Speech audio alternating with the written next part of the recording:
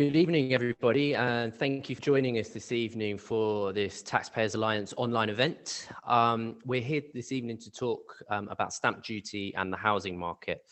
And those of you that are familiar with the TPA's work, we've been campaigning what we've called our Stamp Out Stamp Duty campaign since 2012, and we feel that stamp duty should be abolished. We made that recommendation back in 2012 among a broader package of tax reforms. But for now, we feel that the rate should be cut for sure. And 1 week before the budget, we're indeed doing exactly that. We're calling on the Chancellor for no more tax rises, including stamp duty. And the stamp duty holiday in particular will be a topic of tonight's discussion. It's something introduced last year where the Chancellor increased the threshold at which stamp duty kicks into £500,000 on the purchase price of a home. And lifting the threshold to that level has really showed that incentives matter. It's really helped to keep the housing market afloat in what's been a very, very difficult time. And I have to confess and declare an interest that I was a lucky recipient of the increase in stamp duty threshold during this period and bought my first home last month. So I've been very happy with the results of that. But we're now facing a cliff edge, and the cliff edge has a real potential to gum up and distort the property market as that holiday comes to an end. Originally scheduled for the end of March, but many of you may have seen the front page of the Times newspaper this morning, which reported that the stamp duty holiday is likely to be extended to the end of June. And we don't know whether this is true, but it's probably reasonable to assume it is, given the extent of the briefing that was given by a source to the Times newspaper.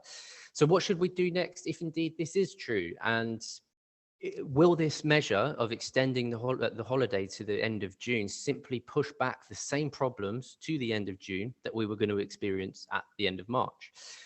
To discuss all of that and a lot more, we're joined by three excellent panelists this evening.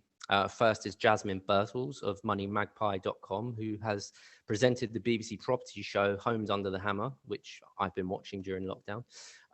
Marco Longhi, Conservative MP for Dudley North since 2019, and the journalist and author Ross Clark, whose work you'll see regularly in publications like The Spectator, Telegraph, and many more besides. There'll be time for audience questions at the end, so please do submit them using the Q&A function.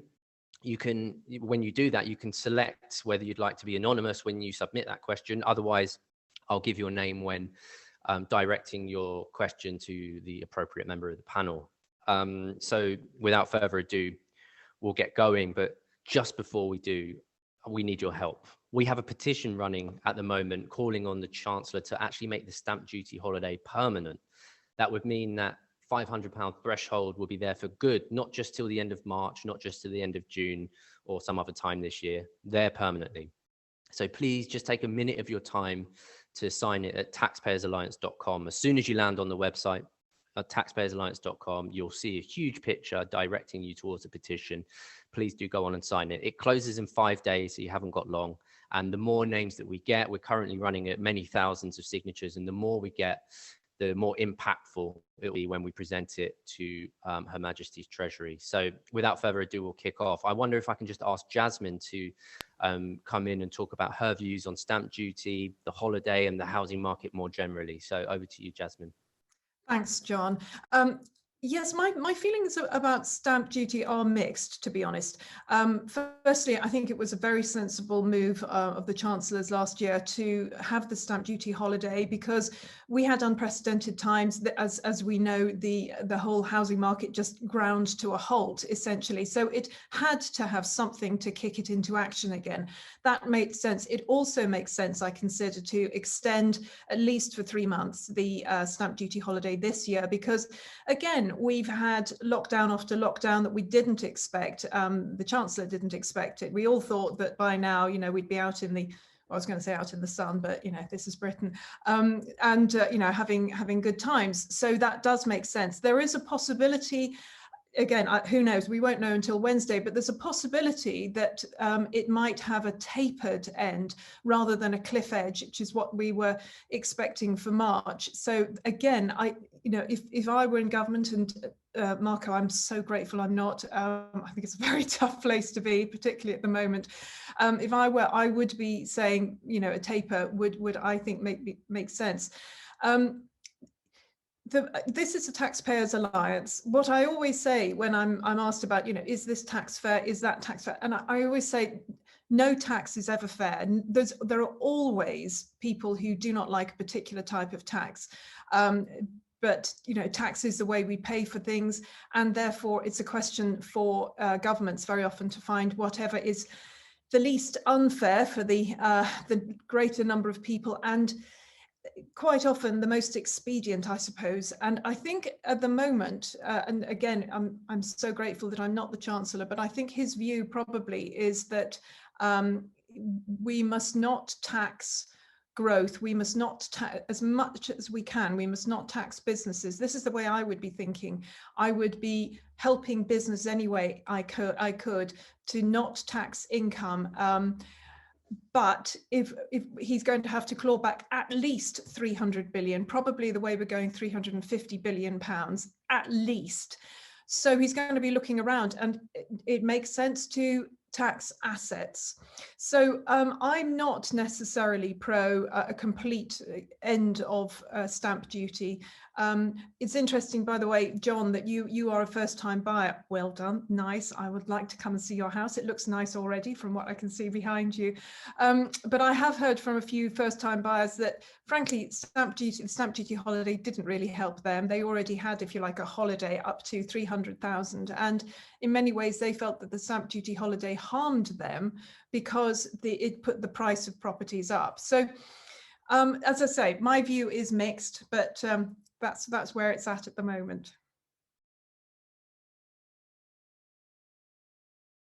Jasmine, thank you so much. Lots of bits and pieces to talk about there, but I'll go straight over to Marco to make his contributions. Marco.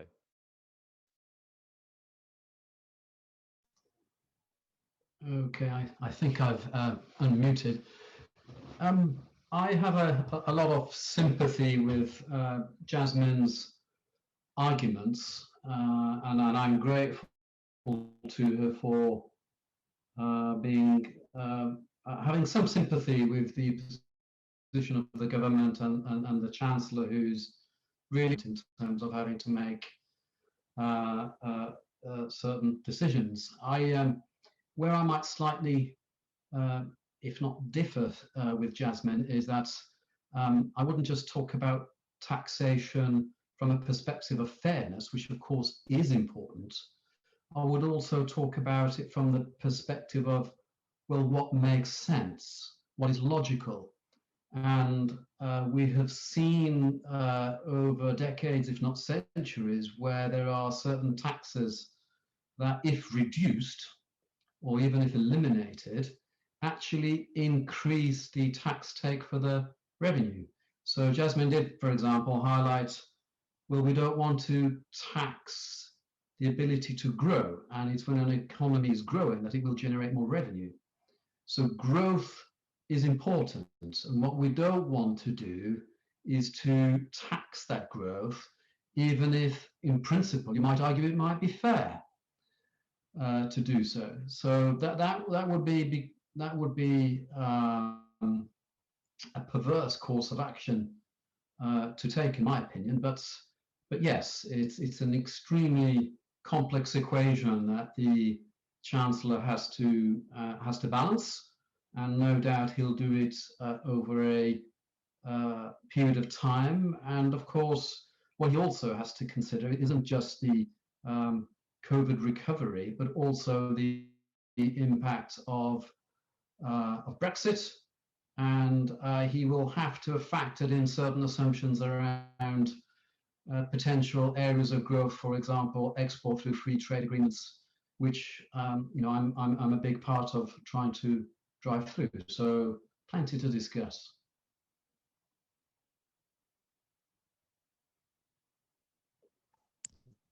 Thanks. I wonder if Ross, you might come in with your opening thoughts. Yes, hello. I think firstly, I divide this issue into two, and look first at the whether a stamp duty holiday is a good thing, and secondly, whether stamp duty itself is a good thing. Because there's severe problems with creating a holiday in a tax, and older viewers may remember 1988 when Nigel Lawson, the then Chancellor, introduced, well, not a holiday in that case, but he pre-announced the abolition of double mortgage interest tax relief, which was going to create a big sort of extra bill for home buyers at a certain date, a few months into the future.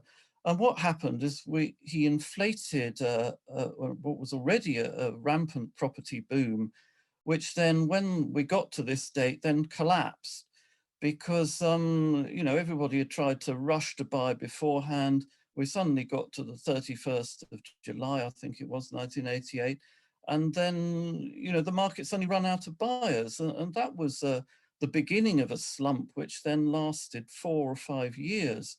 Lord Lawson, as he now is, I mean, admitted that was a very big error to create that sort of date, that cliff edge, that you know, problem for the reasons of creating a boom. Now, as regards whether stamp duty is a good thing or not, I'm not of the view that we need to abolish stamp duty. I think when it was 1%, it was perfectly acceptable.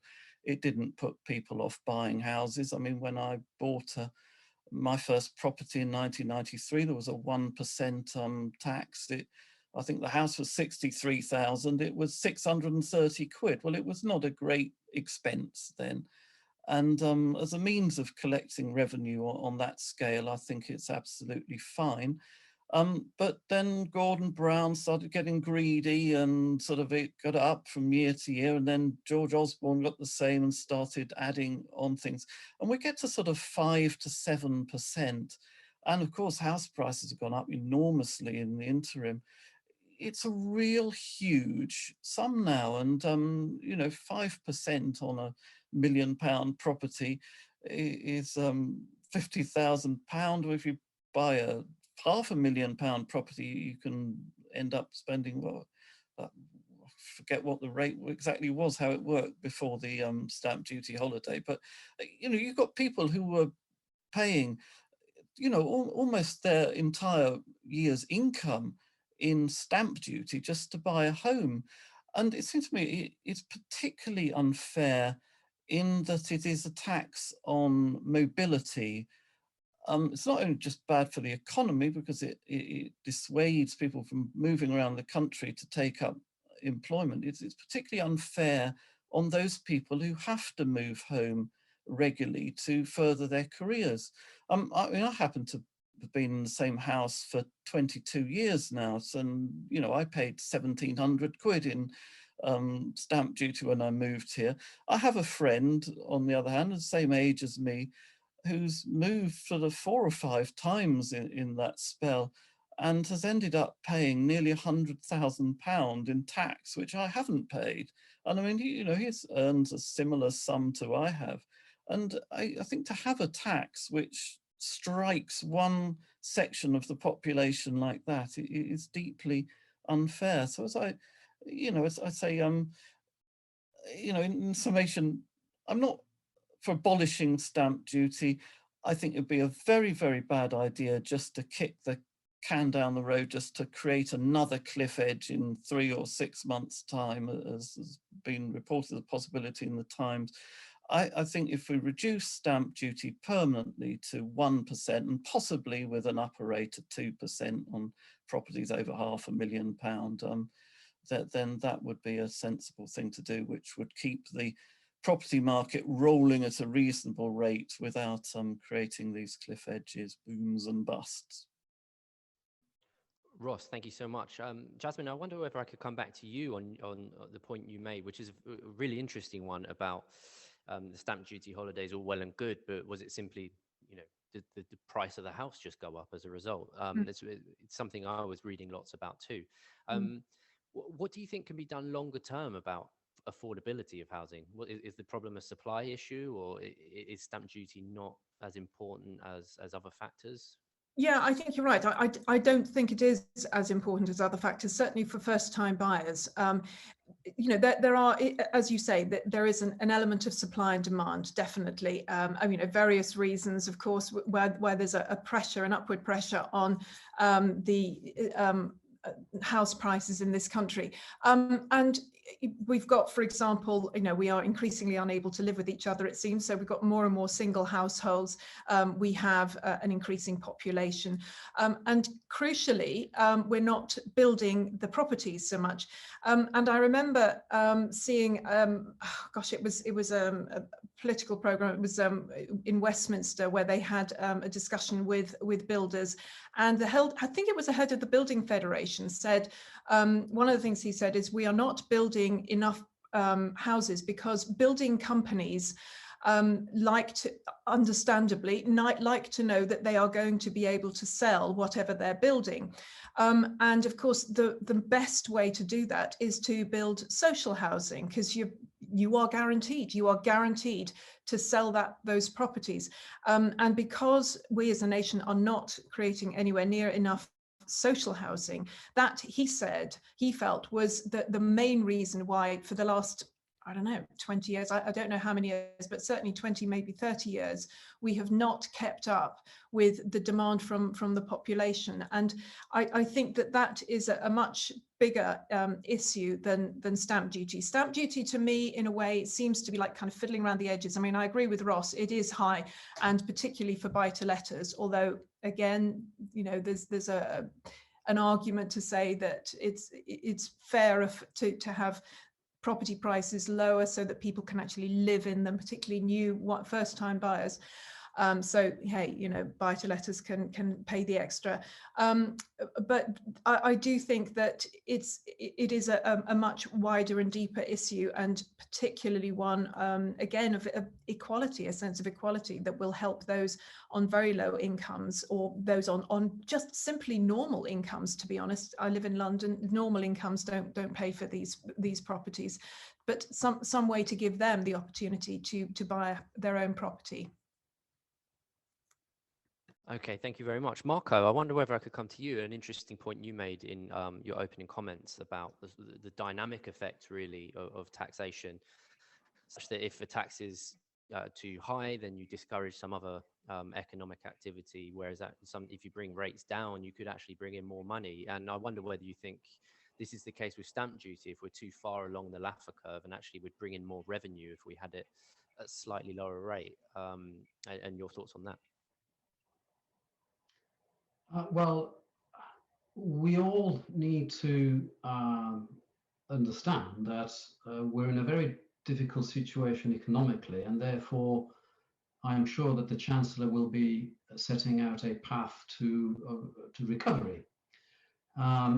We all know as well that historically the segment of the economy that has led the way out of recessions previously and difficult financial circumstances has generally been the construction industry. And I think that if we want to harness that and to motor ahead with that, what we want to do is to ensure that we don't put the brakes on that by increasing stamp duty again, in my opinion. What we want to be able to do is to free up the ability for people to move around. So what often isn't talked about is the whole supply chain when there is a house move. So yes, the Inland Revenue will pick up the stamp duty from a house purchase, but typically a house move involves redecorating a property, reflooring it, white goods, sometimes new kitchens and new bathrooms. So there is a plethora of areas that feeds into the economy by keeping these trades busy, and actually by purchasing in companies for all of the goods that need to be supplied for these refurbishment areas. And people will have budgets. And of course, at a time when we're talking about affordability of properties, what we want to see is something that a strategy, which to me definitely means addressing the supply end, but also a strategy that combines a low taxation strategy so as that we're not adding to people's costs and abilities to move, because all we're doing is we're replacing a tax on mobility, a tax on aspiration. It's also a tax on productivity, because, you know, if people want to be able to move to wherever their new job is, which means that they don't have to travel so far, which means that their carbon footprint is smaller, which means all sorts of different things. So I think taxing and attacking people's ability to move is the wrong strategy. But I do understand. I completely understand that Rishi needs to find a way of clawing back some money. The question is how. Now, I'm not an economist, and I should perhaps declare my interest as someone who is involved in property. I've managed property. I own a few buy-to-lets myself. But what that has done is that it's opened my eyes to a complete sector of the market where I'm talking to tenants, many of whom I would consider my friends, who I can see really, hand on heart, I should be thinking they should be putting really that rent money towards a mortgage payment to be able to own that property rather than actually paying it in rent, because rent money is dead money for them in terms of their future ability to own a property. So those are my views, but I'm sure the Taxpayer Alliance has done many economic profiling of what happens when you reduce tax or eliminate it, and what happens when you increase it. So I'm sure you perhaps even speak from a more informed position than myself. But what we do know is that when we've seen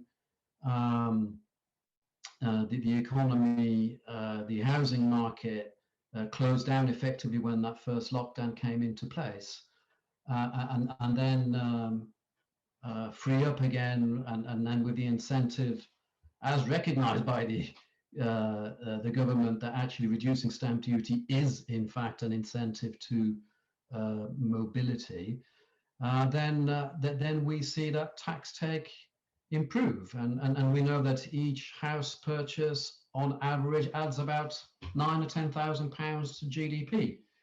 And you know, I think I've seen some of your own modelling that shows that back in 2019, had we had the profile of stamp duty of 0% up to 500,000, we'd have had something like an additional 200,000 house purchases.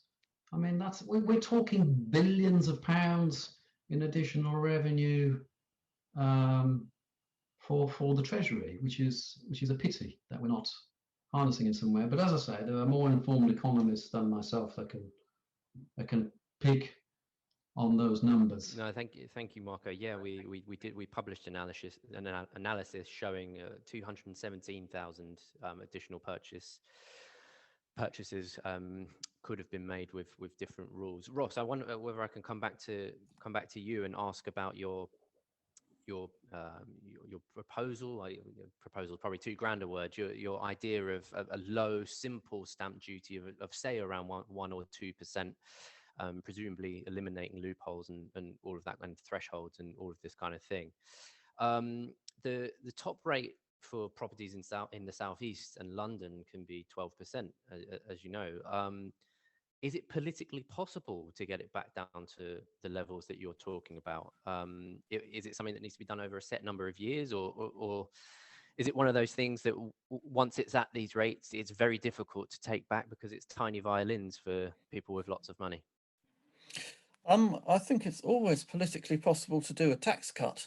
It's politically rather harder to make a tax rise.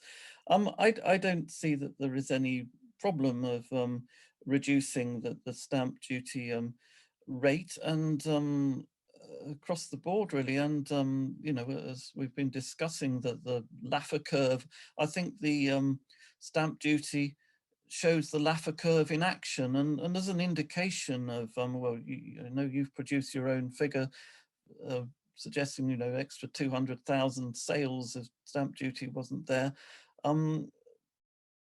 Housing transactions have never recovered from the last property crash in 2008, 2009. And they've been falling since 2014, 2015. They're only 20% higher in 2018, 2019 than they were right at the bottom of the housing crash last time, which is ridiculous. You think, you know, that the damage that wrought on the housing market, and to think that the number of transactions has only risen by 20% since then. Well, you know, obviously the overall cost of housing, house prices, is a disincentive, prevents people buying, prevents people moving up the housing ladder. But stamp duty is also a very big part of that. And you know, I think if stamp duty were cut tomorrow, I think it would very likely raise more revenue. One thing that I would say is that I am very happy to have a higher rate for investment properties, and I think it's a very good idea that there is a incentive for first-time buyers, because that has slightly corrected the market back in terms of owner occupiers than investors. And I say, you know, I say that as somebody like Marco, who has a couple of buy-to-let properties. You know, I think it is just right to have incentive which corrects the market back in favor of first-time buyers particularly, but owner occupiers in general. As opposed to, you know, what other sort of property, the wider issue of property taxation, and if we didn't have such high stamp duty, could we raise more revenue in another way from property? I mean, I'm dead against a wealth tax, the idea of, you know, having someone who snoop around your house, valuing your ornaments and your cars and everything. I think is utterly ridiculous, and would obviously repel the wealthiest. But the one thing that I do think is that the council tax regime as it is regressive, in the sense that it stops at a property that was worth about £320,000 in 1991. And, you know, there's no bands higher than H. And I know it's costs a lot of money revaluing properties, which is why no government's done it since 1991. But it seems to me that, you know, take all those G and H band properties, revalue them, and introduce, you know, 3, 4, 5 extra bands at the top. So, you know, people who own £10 million homes are paying a lot more than they are now, but not, you know, not proportionally unreasonable to the value of the home. I think would be a very useful source of revenue, and not just a source of revenue, but a source of revenue for local authorities. And we know how they have been starved of money in recent years, and they have all kinds of burdens on them with sort of social care and so on. I mean, if we could get that extra revenue flowing to local authorities that way, make them less dependent on central government grants, I think that would be a very good thing. Ross, that's really interesting. On the council tax and adding new bands and getting sort of a more realistic level of council tax from houses which are of quite high value. What about the problem of people who live in those houses being asset rich and cash poor? You whack up their council tax and they, you know, just maybe they bought the house years ago, and all of a sudden, because the area has become fashionable, their house is now very valuable. Wouldn't that just cause a whole heap of problems for people who don't happen to have high incomes or huge amounts of cash, but happen to have a quite nice house? Yeah, well, essentially, you shouldn't have council tax at punitive levels. It should be at levels which are useful for raising revenue. But you know, the widows in Chelsea argument. You know, I accept that is an issue. People asset rich and cash poor. I think there's one or two things which ways of addressing that. I mean, firstly, we do have a single person discount anyway. So, I mean, if there is a widow in Chelsea who's struggling with the council tax, they do actually get a reduction. But I mean, the other thing is, if that is a problem, and I don't know, one would have to research that. I think, there are ways of addressing that. You could say, well, you stay in your band G or band H for the moment, but when that house is sold, it will be revalued and it will go up to a higher band. So, if you don't want to punish people for living in an area which has become gentrified. But I'd say, if you say, well, you who've lived there for 30 years, been paying as in band G, you carry on paying that. But when you sell the house, the next buyer, they are going to pay the higher rate. And that solves that argument, it seems to me. No, fair enough. Marco, I wonder whether I could ask you about the idea of, you touched on the idea of stamp duty or excessive stamp duty and property taxation being bad for productivity. It doesn't allow people to move for work and be nearer their job or a job that they would otherwise have applied for or taken if the taxation system was slightly different. Do you think that there's going to be a bigger uptake of working from home permanently? And does that start to undermine the productivity arguments that stamp duty cutters like myself quite often make? People don't need to move for work in much the same way as they used to. That's a good question. I do think there is going to be an element of reset. And people talk about what the new normal is going to look like. But I do think that eventually we will be moving back to a situation that was akin to the previous one. I was talking about, in just before this meeting with you guys offline about what's Parliament like, and I'm saying, well, it's just not the same as not being there. And in fact, you cannot transact certain items of business without physically being there. And I think the same will probably happen in a similar way in business as well. And let's not forget, there are many aspects to our economy that rely on office buildings, particularly London office buildings, to see employees come back, because all of your corner shops and coffee shops and local pubs that need people to go and have a quick bite to eat for lunch will rely on that footfall. Will it go back to exactly the way it was before?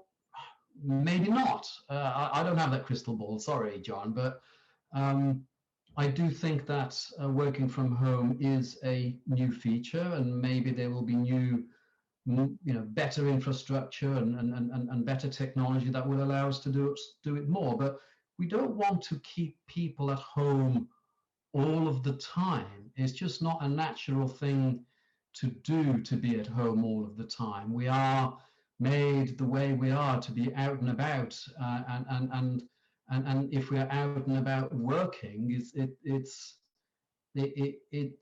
a good thing for us.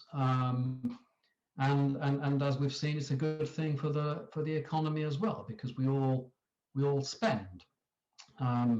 So I hear what you'll say. I'm not sure what you're, if I've given you an answer, and that's probably because as I say, I don't have that crystal ball. But I would want to see life and work returning as closely as possible as it was before.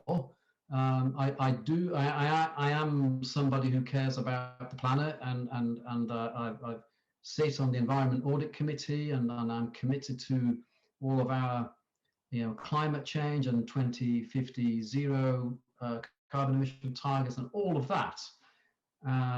But I think it's really important to ensure that people are able to move and able to move relatively easily.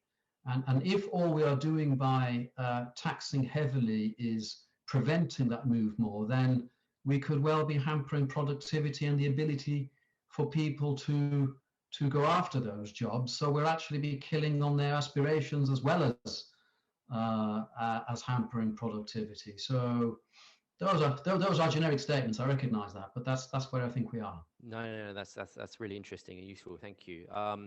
wonder if I can just change tack slightly. There's some questions that have come in that I think Jasmine might be particularly helpful with. Have you noticed that the announcement of the stamp duty holiday and the extension and all the rest of it, has there been chains collapsing in anticipation of these dates that the Chancellor's throwing out? And is it actually, as you mentioned before, the holiday is not necessarily an unalloyed good. It's actually caused a few problems. Have you noticed that chains have been collapsing in view of the dates? Yes, certainly. There have been a lot of reports of chains collapsing and people worried that they won't actually sell their properties in time for the stamp duty holiday. So hence, we assume the increase. And I think, just today we got, I think, a leak from the Treasury. It was in the Times saying, yeah, it's pretty likely that it's going to be extended until June, and then there might be a taper effect. And so already, suddenly today, lots of people were going to the estate agents. They were on Zoopla, they were on Rightmove, all sorts of things. And I think we'll see that now for the next few months. We will see an increase, massive, I think, increase in activity, both buyers going on the market and sellers. And I think that will increase prices as well. I mean, I was looking at prices over the last few months, and they were noticeably flattening, certainly in my area. But I think now, yeah, they will be picking up for a bit. I wonder if I could just also just thinking, I'm listening to Ross and Marco, which is a lot of very interesting points. One argument against extending the stamp duty area, at least the stamp duty holiday, at least beyond June, July, is that firstly, I personally consider that as of the summer, our economy will start to bounce back, and I think it'll start to bounce back in a big way. I'm very much a sort of, well, it's not really a V, probably a W-shaped recovery. That's what I'm expecting. I think that there are entrepreneurs, young entrepreneurs particularly, who've spent the last 12 months working on their business plans, and they're just going to be going for it. There are lots of people who are champing at the bit to get out and spend.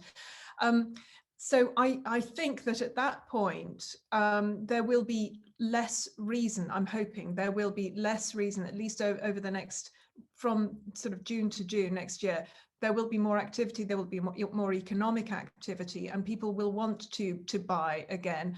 So there will be less reason to have the holiday. And also, another reason not to have the holiday is that, or if we look at it holistically, the price of mortgages is, phenomenally low. I mean, I remember when I got a mortgage, it was about 6%.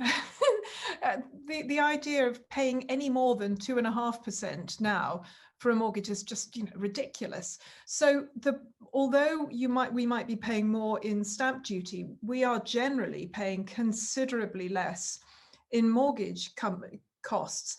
Admittedly, that has also fueled the increase of the price, the average price of houses, but it kind of is a swings and roundabouts thing. Now, if mortgages, then the rate of mortgages, the price of mortgages went up, and I really don't think they will for a few years. I think we're looking at potentially negative interest rates fairly soon, actually. So I don't think it's going to happen for a while, but if it did, then I would say get rid of stamp duty, bring it down, as Ross says, to 1%. That would be, I think, a reasonable thing to do. Okay, thank you. And I'll just stay with you, Jasmine, on another question that's come in that is very, very sort of fresh in my mind. What about the entire process of buying a house? Lots of people feel that it's too long, too drawn out, and it's simpler in other countries. New Zealand springs to mind, but do we have issues there in terms of the process of actually buying a house? Oh, absolutely. I mean, why? It really is not reasonable that it should take, I mean, like you, I remember when I had my first place, 2 months for what? And mostly it was the legals. It was extraordinary to me that for my lawyers, who were decent, and their lawyers, ultimately, unless you're on the phone to them every day, pretty much say, have you done that? Have you ticked that box? Have you underlined that? Have you asked? Have you done? It will take forever. And then actually the land registry are a nightmare. And again, I've had to deal with the land registry recently, and my lawyer said, don't expect anything for a good 6 months, probably 12 now with COVID. She said in good times it's going to take 6 months. For what? For what? It's absolutely ridiculous. Surveyors tend to be fairly okay. They're shorter time. But it is, I consider the lawyers, quite often useless estate agents as well, but mostly the lawyers that drag it out entirely unnecessarily. I think 2 weeks would be reasonable. Honestly, I do think 2, maybe 3 weeks would be reasonable to do all the searches. I see Marco nodding along to that, so I think that's something we could all probably get on board with. Marco, did you want to come in on that, or? Well, it was ticking a lot of my boxes. I actually introduced a bill in Parliament called a 10-minute rule bill, which would be looking to assess the situation as far as the conveyancing process is concerned. I don't think we have a conveyancing process that is particularly fit for purpose. There is so much that happens in the buying and selling of a property whereby a solicitor can present to a potential purchaser, an inexperienced purchaser, first-time buyer, with a menu. For so many hundreds, I can do this for you, and for perhaps even thousands, I can do the whole gambit of everything. Which would you like? Well, because you're actually confronted with a solicitor and you're in his office and you want to move as quickly as possible and spend the least amount of money, most people go for the smallest menu. What they don't realize, of course, is that they'll be taking on risks. I don't know if you can hear me. I've got a message that says my internet connection is unstable. Shall I kill the video on this? Can you still hear me okay? You're coming across okay. Yeah, okay. So I'm talking about, I'm sure everyone on this call will have heard of leasehold. There are instances of individually detached properties with bits of garden and open spaces that councils do now not adopt anymore, but the developer will then pass on a contract that purchasers then will want to sign, because it's only costing £50 or £100 a year to take on that contract for the maintenance of these parcels of land, and then very rapidly they find that over a course of a few years that that amount of money has multiplied, adding to their costs. And that actually it's within the terms of the contract that the contract holders can do that, and actually quite often for a service which is poor, if not even inexistent.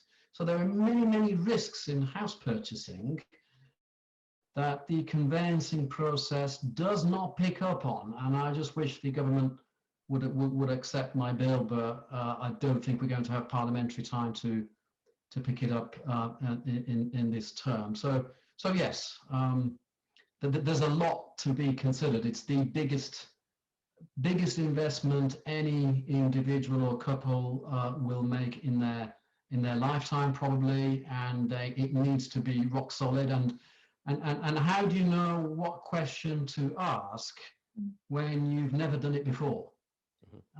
So what you do is place yourself in the hands of a solicitor that should be doing it for you. I've come across scenarios in which houses were sold and occupied that didn't even have planning consent. I mean, just amazing stuff. Houses technically illegal, and yet conveyancing solicitors had approved them for purchase. Just astonishing. So I completely agree with Jasmine. It really is an area that is not fit for purpose and needs reform. And I think the government's got a role to play in that, and I wish it would do more. Yes, and can I just say, Marco, I totally thank you for mentioning leasehold. It's in my view an iniquitous system. Yes, sorry. I mean, we are the only country in the world that has leasehold. It's an ancient feudal system that makes no sense. And it makes me absolutely furious that new build properties, detached new build properties, are sold on a leasehold basis. And as you say, Marco, with leaseholds that are going up, ground rents, for what? For being allowed to live in your own property. And I would love to see the whole leasehold thing just razed to the ground. That's fascinating. Thank you so much. I'm going to throw in one more question to Ross. And since you were talking about Chelsea widows, maybe talk about Chelsea basements. Should we have a special rate of stamp duty, a viewer asks, to encourage people to downsize who are put off by high rates? I don't think we need a special rate for downsizers, really. I mean, if the general rate of stamp duty fell to 1 or 2%, then it wouldn't discourage people from downsizing. The only question, I mean, the can of worms we could open up is whether capital gains tax should apply to properties, when it should apply to main homes as well as other properties. And I don't know what the answer to that is. There's certain assets you can you've got a rental property, you make a profit on it, you sell it, you pay a huge amount of capital gains tax. At the moment, if you sell your own home, you don't. But so no, I don't think we need a special rate of council tax for downsizers. We just need a lower rate across the board. It would be solved by your low simple rate. Yeah. One thing I just would throw into the debate we were just having on the conveyancing process. I think it's a great shame that we ended up with the wrong bit of Labour's home information packs. I mean, if again, we probably need a certain vintage to remember these, but at last of the Blair government introduced these packs. So, you were supposed to have a survey, you were supposed to have the lease details, and you were supposed to have this energy efficiency thing. Well, we ended up keeping the energy efficiency report, which are just pure fiction, it seems to me. I mean, bear no relation to the real world energy consumption that a property incurs. But on the other hand, we dropped the requirement for people to produce the document that showed, the land registry document saying that they actually own the property, what constitutes the property, the lease details, and these are all incredibly important things if you go house hunting. And, at the moment, you're supposed to put in an offer totally blind, not actually knowing sometimes what the length of the lease is, and what, whether that patch of land over there is part of the property or not. There's sort of nasties you discover during the conveyancing process. And it seems to me that one way we speed the whole thing up is to make sure that people selling properties put all that information up front, and it's in the estate agent details. And a number of times I go through Rightmove and I find flat for sale, lease, it just says leasehold. It could be a 3-year lease, it could be a 90-year lease, it could be a 999-year lease. The ground rent could be 0, it could be 600 quid a year. And, estate agents, you ring them up and they don't even know, or they don't want to tell you, and they think you're just going to come and say, oh, that's a nice kitchen, that's a lovely bathroom, I'll pay 350,000 for that, without actually realizing what you're really buying. And it seems to me that was a silly move by the it was the incoming Conservative government in 2010, wasn't it, that finally put the kibosh on the home information packs. But to me, they abolished the wrong bit.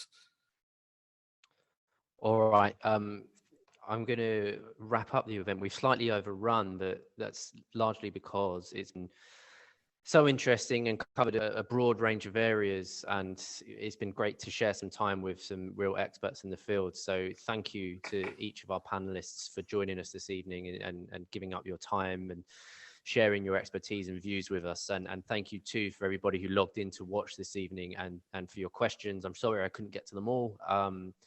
but all the same, there was lots of interesting thoughts and questions thrown our way. So thank you very much. If you want to watch this again or share it with someone, the full discussion will be uploaded to our YouTube page tomorrow. So check out Taxpayers Alliance on YouTube. We'll also be covering the budget next week in a special live episode of what we call TPA Talks, which is again run through our YouTube channel.